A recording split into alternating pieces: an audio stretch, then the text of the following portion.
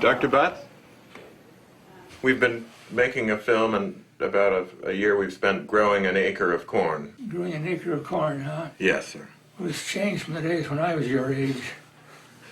What part did you play in creating the food system that we have today?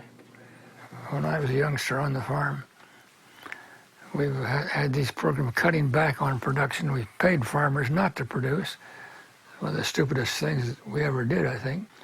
But they got paid for not producing instead of paid for producing. And when I became secretary, we stopped that system. We've heard from some people that they think there is too much food. What do you think of that? Well, that's the basis of our affluence now. The fact that we spend less on food. It's America's best kept secret. We feed ourselves with approximately 16 or 17% of our take-home pay. That's marvelous. That's a very small chunk to feed ourselves. And that includes all the meals we eat at restaurants, all the fancy doodads we get in our food system. I don't see much room for improvement there, which means we'll spend our surplus cash on something else.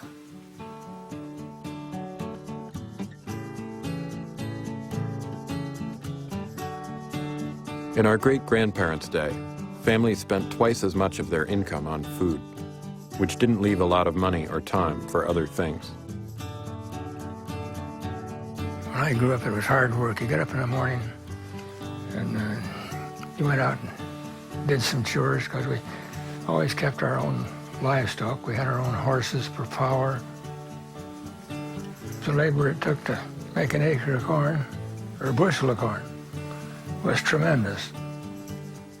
It was easy to see why people in our great-grandparents' generation would dedicate their lives to making field work easier and food more affordable by expanding the reach of agriculture and transforming the way we farm.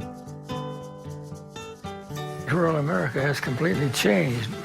The kind of farm that I grew up on doesn't exist today. This is a commercial operation. It used to be a family operation, but it's not anymore. But as a consequence, we feed ourselves very cheaply now. You'll see those tremendous fields of corn out there, corn as far as you can see. But that's the age of plenty.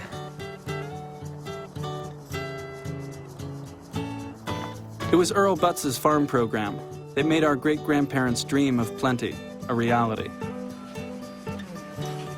We spend less of our income on food than any generation in history. And fewer of us are needed to produce that food than ever before.